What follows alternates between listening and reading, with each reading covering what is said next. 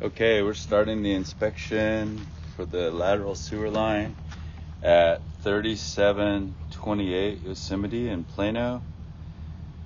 And we are in the front of the property, and we're going to use the cleanouts that are by the sidewalk in the front of the property. The outside cleanout has a long sweep that goes toward the house. The inside cleanout has a long sweep that goes out to the curb, to the city tap. So what we'll do today is we'll start with the underslab. We'll start with the outside cleanout, and the outside cleanout goes under the property. So I'm going to go to the bottom of the cleanout, and then you can see here that we're 5 feet in. It's a 5-foot drop to the lateral line. Since we're doing a lateral inspection, not a vertical, we don't need the distance for the clean out. So I'm going to zero that out. And you can see here it says 5 feet. So I'm going to zero that out. And now we're at 0, so that way we can just look at the lateral part of this. Okay, so let's see what we have here. So the cleanout's actually in pretty good shape. This is all cast iron. And we get to the bottom. It appears to be in decent shape actually at the bottom as well. Let's see if we can turn the corner.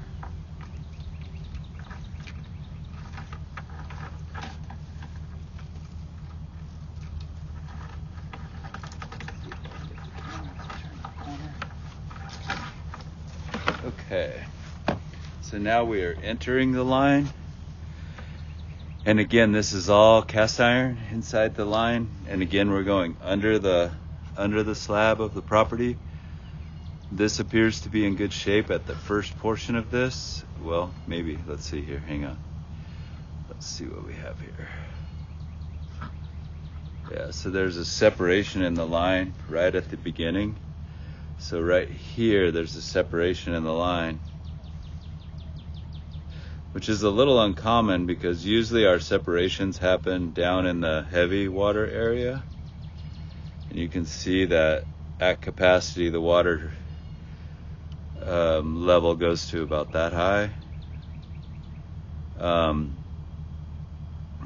Yeah, so when there's a separation, when there's a crack in the line, on the wall or at the base of the wall,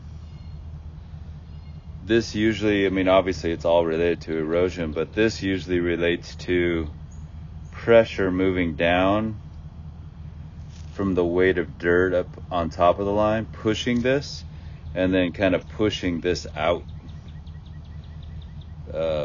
Normally I would see crack here, and then this is just thinning of the cast iron and causing a separation in the line, but on this one there's some collapse pushing down on this and then forcing that to go out.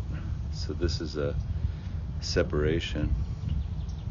I'm trying to determine, I keep staring at it, but I'm trying to tell if that actually leaks. Oh yeah, it does.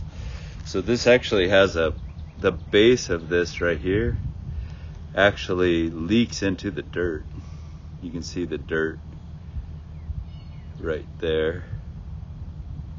So it just thinned out so much and then started compressing and leaking into the dirt. So that's at pretty quick. That's at 2 foot 7 inches. You can see we're only like 2 to 3 feet into the line. And then let's see how far that runs. It runs a ways. Yeah, that whole line kind of cracked right there. Yeah, to about 4 foot 7, so 2 feet into the line. Right there. Take this out. Okay, let's keep going. Yeah, that wall, the integrity of that wall is about ready to really give. You can see that continues, but this isn't as thin, so it's not collapsing down. It's funny though, because this actually is in decent shape, but the wall isn't. It's kind of abnormal. Yeah, I don't know if they did a foundation work on this or not, but it's a little abnormal to see it like that. Actually, I don't think this has been used for a while. Anyway, let's keep going. This all looks like average, like about the way it should, given the year of the property. Yeah, this hasn't been actually used in a little while. Okay, let's see what we have here.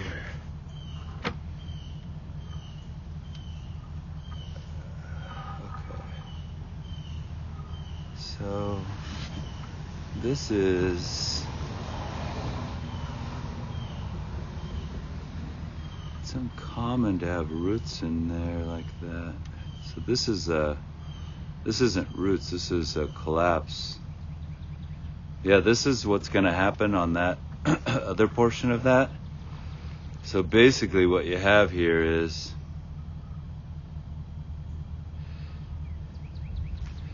this starts to bulge right here, pushing in, and then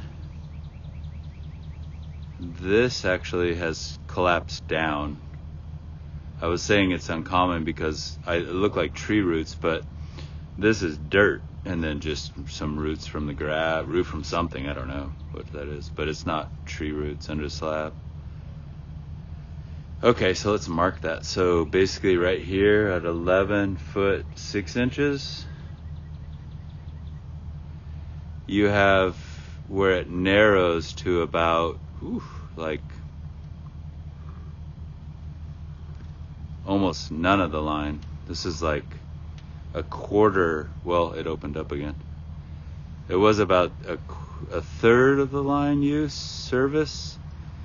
This is still collapsing in. You can see this is all collapsing in. This line should be like that. So this is part of the problem, because when you flush and solids come down through here, that line is just a little bit of the integrity of that line there collapsed down.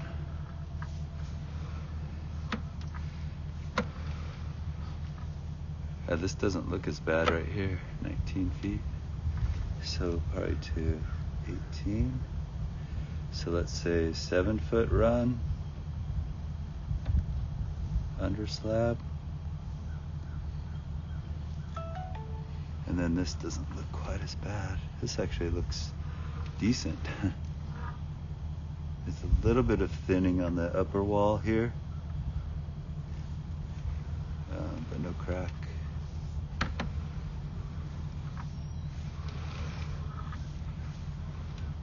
And then we have a connection. This is it's a Y, a Y connection that actually looks pretty good. So this is a two-way Y. This probably goes to a shower and a toilet. And this connection actually doesn't look bad either. This connection looks pretty good. I mean, it has water in it, but it doesn't look like it's totally separated. And then that's gonna go over to a Y for the next toilet, possibly the dish, possibly the washing machine. I don't know how the house is designed, but that connection looks pretty good too. Okay, let's keep going. Let's see how far back this goes. So you can see here that we're at 29 feet under the slab.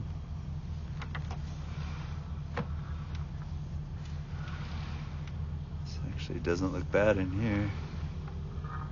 Let's see this connection. This connection looks pretty good too. Let's see, go to the end wall here. So there should be a toilet back here somewhere. Yeah, and then this is coming into the last toilet, or could be the washing machine if it's in the back of the house, but this has been replaced. This is PVC. So somewhere along the way, maybe that failed or something happened, but they could have put PVC in, but this doesn't look as worn as it normally would if it was in there at the beginning. So I'll do this in two parts. This is the end of the lateral inspection underground, under slab, and then I'll pull this back out and then we'll go out to the curb.